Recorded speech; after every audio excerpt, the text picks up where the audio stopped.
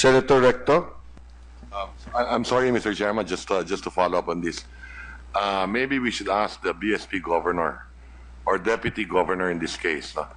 What is the possible penalty of RCBC? What are the range of penalties? For what, Mr. Chairman? For this Yes. situation? Well, there are several things that are applicable here, Mr. Chairman. With respect to the BSP's charter, our penalties are limited by law.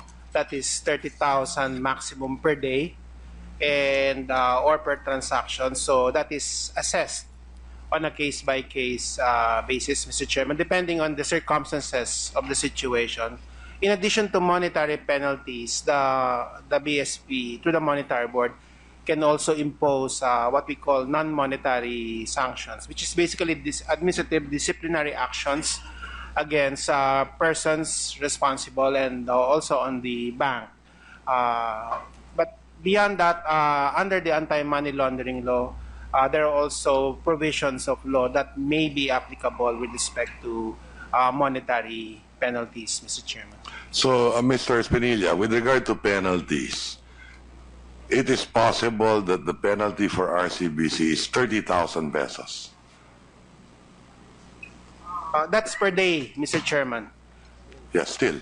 Yes, that's Mababa. So would you recommend to this committee that later on, aside from the charter of the BSP, but maybe in the AMLA law, that we increase the penalties also for banks yes, Mr. who Chairman. may have been involved or may be involved in anti-money laundering? I mean, whether or not they knew, if the bank's protocol systems are not proper, then certain penalties should be established, significant, no? And then we read all these articles in other jurisdictions, particularly in the U.S.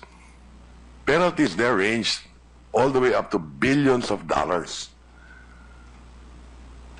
Is that correct? Could you provide the committee what other jurisdictions have, since we're talking about following international standards?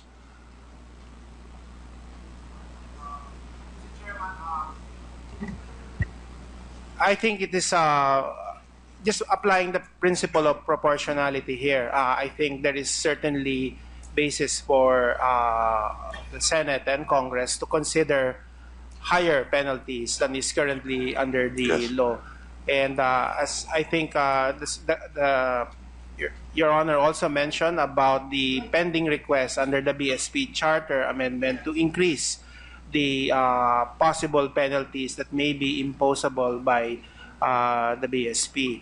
So, and this is because the economy has grown and the transactions have grown. So I think there should be flexibility there. So Could you provide specific recommendations in the future? You can think about it, what the penalty ranges should be, not only in the BSP Charter, I suppose, but in the AMLA law itself, di ba?